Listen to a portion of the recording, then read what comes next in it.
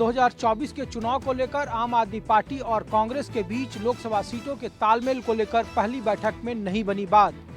मुकुल वासनिक के आवास पर चली तकरीबन 2.5 घंटे की इस बैठक के बाद कांग्रेस गठबंधन कमेटी के अध्यक्ष मुकुल वासनिक ने कहा कि आम आदमी पार्टी के साथ कांग्रेस की सौहार्दपूर्ण माहौल में बातचीत हुई, सकारात्मक बातचीत हुई, लेकिन इसको लेकर आगे आने वाले दिनों में आम आदमी पार्टी के साथ कांग्रेस की एक और अहम बैठक होगी। इस बैठक में जो सूत्र जानकारी दे रहे हैं उसके मुताबिक दिल्ली के अलावा पंजाब, गोवा, हरियाणा और गुजरात को लेकर आम आदमी पार्टी ने विधानसभा चुनाव में मिले अपने वोट शेयर के आधार पर अपने सीटों को लेकर दावेदारी की है। सूत्र यहां तक दावा कर रहे हैं कि दिल्ली में कांग्रेस और आम आदमी पार्टी के बीच सीटों के तालमेल को लेकर लगभग फॉर्मूला तय है, लेकिन असली पेच पंजाब में फंसा हुआ है और इसके साथ साथ आम आदमी पार्टी गुजरात और हरियाणा में भी लोकसभा सीटों के लिए अपनी मांग कर रही है। कल गठबंधन कमेटी की तरफ से आखिरी बैठक है, उसके बाद अपनी रिपोर्ट कांग्रेस के अध्यक्ष मल्लिकार्जुन खड़गे को गठबंधन कमेटी सौंपेगी और फिर सीटों पर अंतिम तालमेल का फैसला कांग्रेस का शीर्ष नेतृत्व करेगा। कैमरामैन अविनाश राणा के साथ ऋषिकेश कुमार, न्यूज़ 24 दिल्ली। दिल्ली में आम आदमी पार्टी और कांग्रेस की लगातार चर्चा इस बात पर हो रही है कि आखिर सीट शेयरिंग पर किस तरीके से चीज़ों को आगे बढ़ाया जाए। ऐसे में इस बैठक में एक बात तो स्पष्ट है कि आम आदमी पार्टी चाहती है कि गुजरात, गोवा, राजस्थान, हरियाणा और दिल्ली और पंजाब पर चर्चा की जाए। ये समझाया जाए कि अगर हम आपको दिल्ली और पंजाब में सीट दे रहे हैं तो आपको भी तय करना होगा कि गुजरात में, गोवा में, हरियाणा में आप कहीं ना कहीं हमारी भागीदारी को समझें और राजस्थान समेत इन तमाम स्टेट्स पर यह समझें कि आखिर हमें किस तरीके से आपको सीट शेयरिंग में हिस्सेदारी देनी है। लेकिन ये पहले दौर की बातचीत है, इसके बाद भी लगातार बातचीत चलती रहेगी। जब फाइनलाइज चीज़ें हो पाएंगी तभी ये कहा जा सकता है कि दोनों पार्टियों में एक राय बनती नजर आ रही है। लेकिन ये इस बात स्पष्ट है कि राहें इतनी आसान नहीं हैं। तमाम पार्टी के नेताओं को तय करना पड़ेगा कि आखिर गठबंधन की सीमा और गठबंधन के नियमों को पालन करते हुए एक दूसरे का हाथ थामने की प्रक्रिया को कैसे सीट शेयरिंग के नाम पर आगे बढ़ाया जाए। कैमरा पर्सन अभिनाथ के साथ वरुण सिन्हा, न्यूज़ 24 दिल्ली। कल दिल्ली में हो रही इंडिया गठबंधन की बैठक में महाराष्ट्र की 48 लोकसभा सीटों को लेकर वहां पर बातचीत होने वाली है। इस बैठक में शिवसेना की तरफ से उद्धव ठाकरे और आदित्य ठाकरे मौजूद नहीं रहेंगे। संजय राउत और विनायक राउत इस बैठक में मौजूद रहेंगे। एनसीपी की तरफ से शरद पवार और जितेंद्र आव्हाड बैठक में नहीं जाने वाले, तो सुप्रिया सुले और जयंत पाटिल इस बैठक में शामिल होने वाले हैं। तो महाराष्ट्र प्रदेश कांग्रेस कमेटी की तरफ से नाना पटोले, अशोक चव्हाण, वर्षा गायकवाड़ और पृथ्वीराज चव्हाण इस बैठक में शामिल होने वाले हैं। इस बैठक में ही पता चलेगा कि वंचित बहुजन आघाड़ी को इंडिया गठबंधन में लेना है या नहीं लेना है। इस पर कल फैसला होगा और 48 सीटों में से किस पार्टी को कितनी सीट मिलेगी, कल इस पर भी वहां पर चर्चा होगी। कैमरामैन राजेंद्र सिंह खाती के साथ विनोद जगदाले, न्यूज़ 24 मुंबई। पंजाब में जिस तरह से इस समय आम आदमी पार्टी की सरकार है और भगवंत मान पंजाब के मुख्यमंत्री हैं और वहीं पर कांग्रेस सबसे बड़ी अपोजिशन पार्टी है और इसी के चलते ही जिस तरह से कांग्रेस लगातार ही आम आदमी पार्टी का विरोध भी करती आई है और वहीं पर अब इंडिया गठबंधन के बैनर के नीचे एकदम से ही गठबंधन की दस्तक शुरू हो गई है और इसी के चलते ही आज गठबंधन की एक कांग्रेस की और आम आदमी पार्टी के नेताओं की दिल्ली में बैठक भी हुई है। फिलहाल अब सभी की नज़रें इस गठबंधन के ऊपर लगी हुई हैं। बेशक पंजाब कांग्रेस के ज़्यादातर जो नेता थे वो इस गठबंधन का विरोध कर रहे थे। अब देखना होगा कि ये गठबंधन कितना कारगर होता है और कब तक ये फाइनल होता है और कितनी सीटें आम आदमी पार्टी पंजाब में लड़ती है और कितनी सीटें कांग्रेस लड़ती है। कैमरामैन गंभीर सिंह राणा के साथ विशाल अंग्रेज, न्यूज़ 24 चंडीगढ़। बिहार में एनडीए गठबंधन के बीच सीट शेयरिंग को लेकर अब घमासान शुरू हो चुका है। सभी पार्टियां अपनी अपनी दावेदारी पेश कर रही है। जदयू की माने तो जदयू का कहना है कि हमने 16 सीट जो है वो हमारी सीटिंग सीट है और इस बार भी हम 16 सीटों से कम चुनाव नहीं लड़ेंगे। दूसरी तरफ अगर कांग्रेस की बात करें तो कांग्रेस का कहना है कि हमारी 9 सीटों पर दावेदारी बनती है, क्योंकि 2019 में भी हमने 9 सीटों पर चुनाव लड़ा था। साथ ही जदयू ने यह भी कहा कि अगर कांग्रेस को सीटों को लेकर कुछ भी बात करनी है तो वो सीधा आरजेडी से करे। आरजेडी पहले ही यह तय कर चुकी है कि वह जदयू से एक भी सीट कम पर चुनाव नहीं लड़ेगी। अगर लेफ्ट की बात करें तो लेफ्ट की तीनों जो पार्टियां हैं वह पहले ही 6 सीटों पर अपनी दावेदारी पेश कर चुकी है। तो निश्चित रूप में आने वाले समय में महागठबंधन यानी इंडिया गठबंधन के लिए बिहार में सीट शेयरिंग को लेकर काफी मुश्किल होने वाली है। कैमरामैन ऋषि के साथ सौरभ कुमार, पटना, न्यूज़ 24। राज्यसभा के लिए आम आदमी पार्टी ने जिन 3 उम्मीदवारों के नाम का फैसला किया वो आज अपना नामांकन दाखिल करने पहुंचे। लगभग 11:15 बजे संजय सिंह पहुंचे, जिसकी जो कोर्ट ने उन्हें बड़ी राहत दी और वो फिजिकली अपना नामांकन दाखिल करने पहुंचे। वहीं स्वाति मालीवाल के नाम पर आम आदमी पार्टी ने इस बार राज्यसभा के लिए मोहर लगाई है। दिल्ली महिला आयोग की अध्यक्षा स्वाति मालीवाल, और चूंकि वो राज्यसभा की तरफ से अब आम आदमी पार्टी की नॉमिनेशन है तो उन्होंने दिल्ली महिला आयोग के पद से भी इस्तीफा दे दिया है। स्वाति मालीवाल के साथ साथ एनडी गुप्ता भी अपना नॉमिनेशन फाइल करने पहुंचे। स्वाति मालीवाल पहली बार राज्यसभा की उम्मीदवार बनेंगी, तो वहीं संजय सिंह और एनडी गुप्ता दूसरा टर्म है ये उनका राज्यसभा के लिए। 27 जनवरी को दिल्ली में राज्यसभा की 3 सीटें खाली होने वाली हैं। इन पर 19 जनवरी को चुनाव होना है। कैमरामैन नितिन के साथ दिव्या अग्रवाल, दिल्ली, न्यूज़ 24। राजस्थान में भजनलाल सरकार को पहला तगड़ा झटका लगा है और यह झटका श्रीकरणपुर में हुए आज विधानसभा चुनाव को लेकर लगा है। दरअसल विधानसभा चुनाव के लिए वोटिंग 5 तारीख को हुई थी और आज उसके नतीजे आए थे, जहां पर बीजेपी सरकार के मंत्री सुरेंद्र पाल सिंह टीटी का राजनीतिक भविष्य दांव पे लगा था, क्योंकि बीजेपी ने उन्हें अपना प्रत्याशी बनाया था, जबकि वे यहाँ पर विधानसभा का चुनाव जीत भी नहीं पाए थे। उससे पहले ही उन्हें मंत्री बना दिया गया था। इसे लेकर काफ़ी आलोचना भी हुई कि किस तरह से आचार संहिता का एक तरह से उल्लंघन करके एक ऐसे शख्स को मंत्री बना दिया जा रहा है जो कि अब तक चुनाव भी नहीं जीता और वहां पर वोटिंग होनी है। आज जब वोटिंग हुई तो कांग्रेस प्रत्याशी रुपिंदर सिंह कुन्नर के हाथों उन्हें करारी हार का सामना करना पड़ा। फिलहाल तो इतना कहना पड़ेगा कि भजनलाल सरकार के मंत्री सुरेंद्र पाल सिंह टीटी अब केवल 6 महीने तक ही मंत्री रह पाएंगे, क्योंकि वे चुनाव हार चुके हैं। कैमरामैन विजय सिंह के साथ श्रीवत्सन, जयपुर, न्यूज़ 24। प्रधानमंत्री नरेंद्र मोदी आज शाम से 10 जनवरी तक गुजरात की यात्रा पर रहेंगे। इस दौरान वो वाइब्रेंट गुजरात समिट 2024 का उद्घाटन करेंगे और अहमदाबाद में ही टॉप व्यापारियों और बड़े नेताओं के साथ वार्ता भी करेंगे। आपको बता दें कि पीएम 9 जनवरी को सुबह 9:30 बजे गांधीनगर के महात्मा मंदिर पहुंचेंगे, जहां पर वो वैश्विक नेताओं के साथ बैठक करेंगे। उसके बाद वो वैश्विक कंपनियों के मुख्य कार्यकारी अधिकारियों के साथ बैठक करेंगे।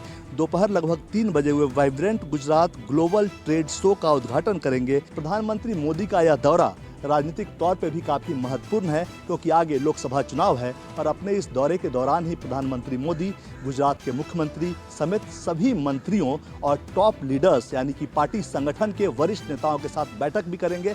और माना जा रहा है कि लोकसभा चुनाव के लिहाज से प्रधानमंत्री की अपनी पार्टी के नेताओं और मुख्यमंत्रियों और मंत्रियों के साथ बैठक काफ़ी महत्वपूर्ण होने वाली है। कैमरामैन संजय के साथ कुमार गौरव, न्यूज़ 24, दिल्ली। केजरीवाल ने इंडिया गठबंधन की मुश्किलें बढ़ाई, बिना सीट बंटवारे पर चर्चा किए भरूच से अपने लोकसभा उम्मीदवार के नाम की घोषणा कर दी। आप पार्टी के मुखिया और दिल्ली के मुख्यमंत्री अरविंद केजरीवाल रविवार से 2 दिन के गुजरात दौरे पर हैं। इस दौरे पर पंजाब के मुख्यमंत्री भगवंत मान भी उनके साथ हैं। इस दौरान आदिवासी बाहुल्य इलाके नेत्रक में उनके आदिवासी विधायक चेतर वसावा के समर्थन में एक जनसभा में अपने भाषण में केजरीवाल ने भरूच के लोकसभा उम्मीदवार के तौर पर चेतर वसावा के नाम की घोषणा कर दी, जिसके बाद गुजरात की राजनीति गर्मा गई है। केजरीवाल ने चेतर वसावा में जेल में मुलाकात करने के बाद कहा कि वो जेल में बंद होने के बावजूद अपना संघर्ष जारी रखेंगे और ये भी कहा कि जरूरत हुई तो चेतर वसावा जेल से ही चुनाव लड़ेंगे। बहरहाल सीट बंटवारे पर चर्चा शुरू होने के पहले ही केजरीवाल के इस ऐलान ने इंडिया गठबंधन को मुश्किलों में डाल दिया है और वहीं गुजरात कांग्रेस भी इस घोषणा के बाद असमंजस की स्थिति में है। कैमरामैन प्रभात के साथ भूपेंद्र सिंह, अहमदाबाद, न्यूज़ 24। इंडिया गठबंधन को लेकर सपा मुखिया अखिलेश यादव और बसपा प्रमुख मायावती अपने बयानों को लेकर आमने सामने आ गए हैं। दरअसल बसपा प्रमुख मायावती ने समाजवादी पार्टी को दलित विरोधी बताते हुए कहा कि बसपा ने सपा से गठबंधन करके उसमें कुछ सुधार की कोशिश की थी, लेकिन अलग होते ही समाजवादी पार्टी का असली चरित्र सामने आ गया है। मायावती ने कहा कि जानबूझकर सपा सरकार में बसपा कार्यालय के सामने पुल बनाया गया। यही नहीं, असुरक्षा की वजह से उन्हें महापुरुषों की मूर्तियां पार्टी कार्यालय से हटाकर अपने आवास पर लगानी पड़ी। मायावती ने यह भी कहा कि सपा गठबंधन में यही कहती फिरती है कि बसपा से दूरी बनानी है, तो वहीं अखिलेश यादव ने जवाब देते हुए कहा है कि वो कुछ लोगों की पोस्ट को पढ़ते ही नहीं है। जहां तक गठबंधन में मायावती के आने का सवाल है, तो मायावती इंडिया गठबंधन की बैठक में शामिल नहीं हुई थी, और अगर ऐसी कोई बात होती भी तो उन्हें पता होती। सपा मुखिया अखिलेश यादव ने ये भी कहा है कि कौन कहां से चुनाव लड़ेगा ये भी जल्द ही तय हो जाएगा। और जहां तक गठबंधन का सवाल है, तो समाजवादी पार्टी गठबंधन की मजबूती चाहती है। कैमरा पर्सन धर्मेंद्र साहू के साथ अशोक तिवारी, लखनऊ, न्यूज़ 24। लोकसभा चुनाव की तैयारियों को लेकर भोपाल में मध्य प्रदेश कांग्रेस की आज 3 बड़ी बैठकें हुई। जो अलग अलग बैठकों में बात की जाए तो पहली बैठक हुई यहाँ पर इलेक्शन जो कमेटी है उसकी बैठक हुई, इसके अलावा स्क्रीनिंग कमेटी, और तीसरी बैठक हुई जिसमें पदाधिकारी शामिल हुए, कांग्रेस के बड़े पदाधिकारी। इस बैठक में लोकसभा के प्रभारियों के साथ साथ जिलाध्यक्ष और जो प्रकोष्ठ हैं उनके अध्यक्ष और प्रदेश अध्यक्ष भी इस बैठक में शामिल हुए। जीतू पटवारी मध्य प्रदेश कांग्रेस के अध्यक्ष, वो कमलनाथ, दिग्विजय सिंह और भंवर जितेंद्र सिंह बैठक में शामिल हुए। और जो चर्चा हुई वो लोकसभा चुनाव में तैयारियों को लेकर चर्चा हुई। 29 लोकसभा की सीटें हैं मध्य प्रदेश में, जिनमें से एक सीट पर कांग्रेस अभी मौजूद है। बाकी 29 में से 28 सीटों पर बीजेपी काबिज है। यही वजह है कि बाकी सीटों पर जीत का क्या गणित होगा उसकी तैयारियां भोपाल में मध्य प्रदेश कांग्रेस में अब शुरू हो चुकी हैं। कैमरा पर्सन कमलेश व्यास के साथ विपिन श्रीवास्तव, न्यूज़ 24 भोपाल। बिल्किस के गुनहगारों को एक बार फिर जाना होगा जेल। सुप्रीम कोर्ट ने बिल्किस के गुनहगारों की समय पूर्व रिहाई के गुजरात सरकार के फैसले को रद्द कर दिया है। सुप्रीम कोर्ट ने बिल्किस के गुनहगारों को 2 हफ्ते में सरेंडर करने का आदेश दिया है। आज सुप्रीम कोर्ट की 2 सदस्यीय बेंच ने अपने फैसले में कहा कि गुजरात सरकार के पास रिहाई का आदेश देने का अधिकार नहीं था, क्योंकि बिल्किस के मामले में ट्रायल महाराष्ट्र में हुआ था। ऐसे में महाराष्ट्र सरकार के पास ये अधिकार था कि बिल्किस के गुनहगारों की रिहाई के मामले में फैसला ले। ऐसे में गुजरात सरकार का रिहाई का आदेश सही नहीं है। दरअसल 2022 में सुप्रीम कोर्ट ने ही एक अपने आदेश में कहा था कि इस मामले में रिहाई पर फैसला लेने का अधिकार गुजरात सरकार को है। उस मामले में सुप्रीम कोर्ट ने कहा कि दरअसल वो फैसला गलत था, क्योंकि बिल्किस के गुनहगार ने सुप्रीम कोर्ट को मिसगाइड किया था। गलत तथ्यों के आधार पर वो फैसला सुनाया गया था। और अब चूंकि सुप्रीम कोर्ट ने अपना फैसला सुना दिया है और बिल्किस के गुनहगारों को सरेंडर करने का आदेश दिया है, ऐसे में न केवल बिल्किस को बल्कि उन तमाम लोगों को के मन में उम्मीद जगी है और न्यायपालिका के प्रति आस्था और मजबूत हुई है। कैमरामैन साहिल के साथ प्रभाकर मिश्रा, न्यूज़ 24 दिल्ली। भारत और मालदीव के बीच जारी तनाव ने आज तब एक नया मोड़ ले लिया, जब आज भारतीय विदेश मंत्रालय ने भारत में मालदीव्स के हाई कमिश्नर को तलब किया। सूत्र जानकारी दे रहे हैं कि हाई कमिश्नर से भारत सरकार ने जो बातें वहां के मंत्रियों के द्वारा भारतीय प्रधानमंत्री के बारे में कही गई थी उस पर नाराजगी जताई और कहा कि ये स्तरहीन बातें हैं और भारत इन्हें अप्रिशिएट नहीं करता है। गौरतलब है कि कल कुछ मंत्रियों ने मालदीव्स के भारतीय प्रधानमंत्री के बारे में टिप्पणियां की थी और उसके बाद एक्शन लेते हुए मालदीव की सरकार ने उन्हें हटा दिया था। मालदीव में नई सरकार बनी है और वो सरकार चीन समर्थित सरकार बताई जाती है और जाहिर है कि उसके बाद भारत विरोधी सेंटिमेंट्स मालदीव्स में जागने लगे हैं। इन सब खबरों के बीच मालदीव्स के नए राष्ट्रपति मुइज चीन यात्रा पर निकल गए हैं। संजीव त्रिवेदी, न्यूज़ 24 दिल्ली। महाराष्ट्र में शिवसेना विधायकों की अयोग्यता के मामले में 2 दिन यानी 10 जनवरी तक फैसला आना है। इस बीच विधानसभा अध्यक्ष राहुल नार्वेकर ने मुख्यमंत्री एकनाथ शिंदे से मुलाकात की है। ये मुलाकात मुख्यमंत्री एकनाथ शिंदे के बंगले वर्षा पर हुई है। बताया जाता है कि मुलाकात लगभग 40 मिनट तक चली। इस मुलाकात के बाद शिवसेना उद्धव गुट ने इस मुलाकात को लेकर सवाल उठाया है। कहा है कि ऐसे समय में विधानसभा अध्यक्ष ने ऐसे आदमी से मुलाकात की है जो कि इस मामले में एक तरह से आरोपी हैं, जिनके मामले में सुनवाई होनी है, उनसे मुलाकात करते हैं तो ऐसे में न्याय की उम्मीद कैसे की जा सकती है। बताया जाता है कि इस मामले में विधानसभा अध्यक्ष राहुल नार्वेकर ने सुनवाई पूरी कर ली है। कैमरा राजेंद्र के साथ इंद्रजीत सिंह, न्यूज़ 24, मुंबई।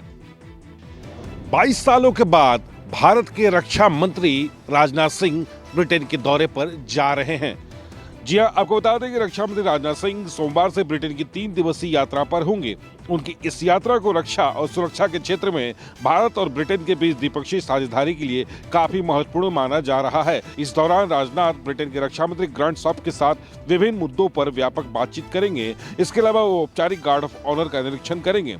लंदन में स्थित महात्मा गांधी और डॉक्टर BR अम्बेडकर की स्मारक भी जाएंगे। रक्षा मंत्री के ब्रिटेन के रहने वाले भारतीय समुदाय के लोगों से मुलाकात करने की उम्मीद है। आपको बता दें कि इस यात्रा को देखते हुए चीन और पाकिस्तान पूरी तरह से बौखलाया हुआ है, क्योंकि इससे पहले रक्षा मंत्री का अमेरिका दौरा हुआ था और कई तरह के मेक इन इंडिया के आर्म्स की डील अमेरिका के साथ हुई थी। कैमरा पर्सन अजय के साथ पवन मिश्रा, न्यूज़ 24, दिल्ली। नई दिल्ली के विज्ञान भवन में प्राथमिक सहकारी समितियों का राष्ट्रीय सम्मेलन आज आयोजित हुआ, जिसकी अध्यक्षता केंद्रीय गृह एवं सहकारिता मंत्री अमित शाह ने किया। इस कार्यक्रम के जरिए जन औषधि केंद्र को ग्रामीण क्षेत्रों में अधिक से अधिक बढ़ाया जाए, इस पर ये संगोष्ठी की गई। तमाम जो सहकारी समितियां हैं उनके साथ इसका आयोजन किया गया। जन औषधि केंद्र यानी कि सरकारी सस्ती दवा की दुकान। केंद्रीय गृह मंत्री ने आज ये ऐलान किया कि कम से कम इस वक्त देश में 2000 से ज़्यादा सहकारी समितियां हैं जहां पे जन औषधि केंद्र खुल गए हैं, और अगले 3 साल में ये टारगेट फिक्स किया कि अगले 3 साल में इस पूरे देश में 2 लाख सहकारी समितियां होंगी और सभी सहकारी समितियों में जन औषधि केंद्र के जरिए दवाएं दी जाएंगी, जिससे कि ग्रामीण इलाकों में गरीब लोगों को, छोटे किसानों को जो है सस्ती दवा उपलब्ध किया जा सके। सरकार का इस तरह का दावा है। कैमरामैन अजय के साथ प्रशांत देव, न्यूज़ 24। महाराष्ट्र में मराठा आरक्षण की मांग का नेतृत्व करने वाले मनोज जरंगे पाटिल को महाराष्ट्र के उप मुख्यमंत्री अजित पवार ने बड़ी चेतावनी दी है। मनोज जरंगे पाटिल का नाम लिए बिना अजित पवार ने कहा कि महाराष्ट्र सरकार किसी को भी बख्शेगी नहीं, जो कानून हाथ में लेगा उसे कहीं पे भी बर्दाश्त नहीं किया जाएगा।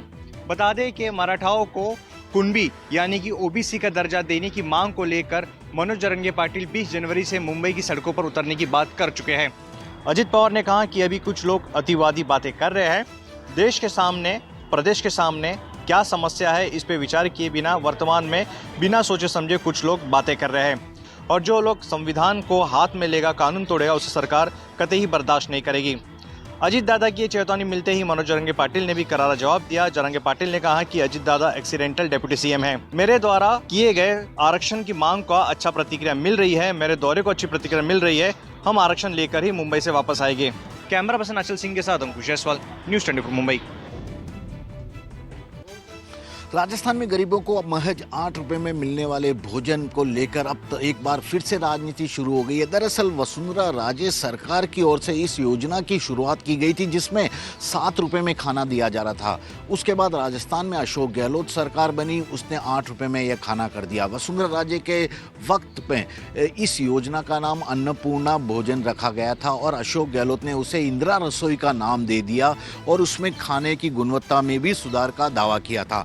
अब राजस्थान में नई भजनलाल सरकार ने एक बार फिर से इस योजना का नाम बदल दिया है और इसे श्री अन्नपूर्णा योजना का नाम दिया है।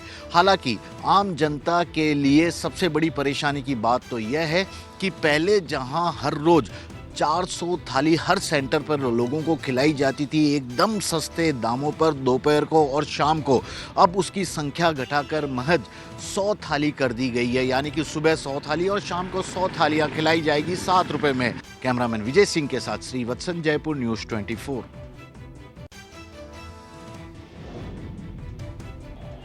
आगामी 22 जनवरी को अयोध्या में भगवान श्री राम का प्राण प्रतिष्ठा होने वाला है। दूसरी तरफ बिहार में इसको लेकर महागठबंधन के अंदर बयानबाजी तेज हो चुकी है।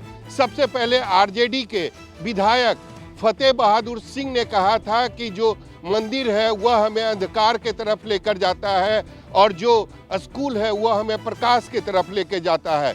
कल एक बार फिर से बिहार के शिक्षा मंत्री ने फतेह बहादुर सिंह के बयान को दोहराया और उन्होंने भी कहा कि जो मंदिर है वह हमें अंधकार की तरफ और जो स्कूल है वह हमें प्रकाश की तरफ लेके जाता है।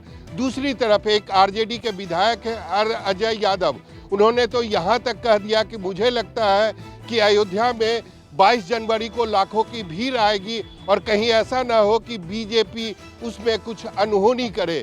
कैमरामैन ऋषि के साथ सौरभ कुमार, पटना, न्यूज़ 24। नए साल में बिहार के पंचायत प्रतिनिधियों को सरकार देने जा रही है बड़ा तोहफा। बिहार के पंचायत प्रतिनिधियों में मुखिया, सरपंच, पंचायत समिति सदस्य, वार्ड सदस्य को मानदेय में अच्छी वृद्धि मिलेगी और इस बात की जानकारी खुद मुख्यमंत्री नीतीश कुमार ने दी है। दरअसल बिहार में लंबे अरसे से पंचायत प्रतिनिधियों के मानदेय में कोई वृद्धि नहीं हुई थी और कई तरह की समस्याओं का उन्हें सामना करना पड़ता था और इसको लेकर कई बार इन लोगों ने आंदोलन भी किया था और इनके संगठन ने कई बार सरकार से मांग भी की थी कि उनके प्रति सरकार का रुख बेहद असंवेदनशील रहा है। उनकी कई समस्याएं हैं और कठिन परिस्थितियों में उन्हें काम करना पड़ रहा है, जिसको लेकर मुख्यमंत्री ने रविवार को एक बैठक बुलाई थी और खुद इन पंचायत प्रतिनिधियों के साथ बैठक की। बैठक के बाद मुख्यमंत्री ने खुद इन समितियों के सामने ये घोषणा की कि जल्द ही सरकार इन सभी पंचायत प्रतिनिधियों के वेतन में और मानदेय में वृद्धि करने जा रही है और यह इसी साल से लागू हो जाएगा। कैमरामैन सनी के साथ अमिताभ ओझा, पटना, न्यूज़ 24। पाकिस्तान ने भारत पाकिस्तान नियंत्रण रेखा से सटे इलाकों में एक और नापाक साजिश रची है। ये साजिश है सीमा के उस पार, यानी नियंत्रण रेखा से सटे इलाकों के पास पाकिस्तान ने आग लगाई है। इसके पीछे पाकिस्तान की मंशा यह है कि जो लैंडमाइन एलओसी के नजदीक हमारे जवानों की ओर से लगाए जाते हैं, यानी जो बारूदी सुरंगें बिछाई जाती हैं, उनमें विस्फोट हो और पाकिस्तान द्वारा पाले गए घुसपैठिए भारतीय सीमा में घुसपैठ कर सके। लेकिन हमारे जवान बेहद ज्यादा चौकस हैं और 24 घंटे दुश्मन यानी पाकिस्तान पर अपनी पैनी नजर बनाए हुए हैं, क्योंकि लगातार पाकिस्तान ये कोशिश कर रहा है कि जैसे तैसे आतंकियों को भारतीय सीमा में घुसपैठ करवा सके। लेकिन हमारे जवान बेहद ज्यादा अलर्ट हैं, दुश्मन पर बारीकी से नजर रख रहे हैं। बाकायदा जो हमारे ड्रोन कैमरे हैं उनसे भी सीमा पार होने वाली छोटी से लेके बड़ी हरकत पर नजर रखी जा रही है ताकि दुश्मन अपने किसी भी नापाक मंसूबों में कामयाब न हो पाए। कैमरामैन पवन के साथ Pankaj Sharma, news 24, LOC, Poonch. Greater Noida के रहने वाले गैंगस्टर रवि काना की मुश्किलें बढ़ती जा रही हैं। फिलहाल नोएडा पुलिस ने रवि काना की तलाश में 10 से अधिक टीमें लगाई हैं। दरअसल रवि काना भाई हरेंद्र की हत्या के बाद में पहले सरिया चोरी का काम करता था, लेकिन वो देखते ही देखते दिल्ली एनसीआर का स्क्रैप किंग बन गया।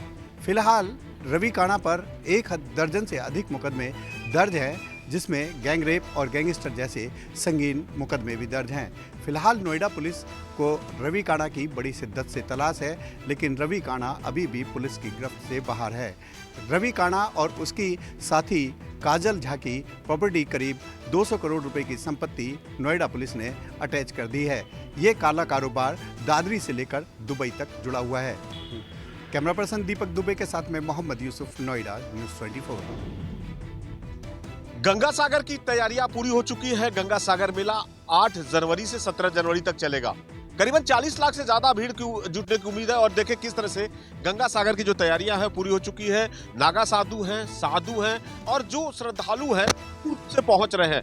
कोलकाता का बाबू घाट हो या गंगा सागर हो, वाकई कह सकते हैं कि इस बार गंगा सागर के लिए खास व्यवस्था किया गया है। मुख्यमंत्री ममता बनर्जी खुद ही गंगा सागर में यहाँ पे पहुंची हुई है और गंगा सागर की व्यवस्था कैसे चाक चौबंद रखा जाए, सुरक्षा की व्यवस्था से पूरी तरह से निगरानी कर रही है। और वाकई देखें कि जो यहाँ पे सुरक्षा के लिहाज से दिखाएं, सीसीटीवी कैमरे लगाए गए हैं। जो पुलिस के जो जवान हैं बाकायदा हर किसी पे निगरानी रख रहे हैं, क्योंकि कोई अप्रिय घटना न हो इसको देखते हुए, क्योंकि गंगा सागर में जो दूर दूर से श्रद्धालु पहुंचते हैं उन्हें कैसे यहाँ पे व्यवस्था किया जाए, सुरक्षित कैसे गंगा सागर में डुबकी लगा सके, इस तरह से पूरी तरह से प्रशासन पूरी तरह मुस्तैद है। वाकई लोग जो नागा साधु हैं और कई बार गंगा सागर पहुंचते हैं और इस बार करीबन 40 लाख से ज्यादा श्रद्धालुओं की पहुंचने की पूरी तरह से उम्मीद है। कैमरामैन विनोद के साथ मनोज पांडे, न्यूज़ 24, गंगा सागर। पूरे उत्तर भारत में कड़ाके की ठंड पड़ रही है, साथ साथ कोहरे की वजह से भी लोग अच्छे खासे परेशान नजर आ रहे हैं। यातायात में, चाहे वो रेल यातायात हो या हवाई यातायात, हर जगह परेशानी का सामना करना पड़ रहा है। ठंड से बचने के लिए लोग जगह जगह अलाव जलाते हुए नजर आ रहे हैं। कई इलाकों में अलाव से लोग ठंड से बचते हुए नजर आए। और वहीं यातायात की अगर बात करें तो शीतलहर और घने कोहरे की वजह से देश की राजधानी दिल्ली पहुंचने वाली करीब 20 ट्रेनें आज यानी 8 जनवरी को भी लेट हैं। कोहरे की वजह से सड़क पर भी वाहनों की रफ्तार धीरे हो गई है। और वहीं अगर हवाई यातायात की बात करें तो सुबह के समय की जितनी भी फ्लाइट हैं वो कम से कम 2.5 घंटे लेट चल रही हैं। कैमरामैन साहिल के साथ विनय सिंह, न्यूज़ 24 दिल्ली।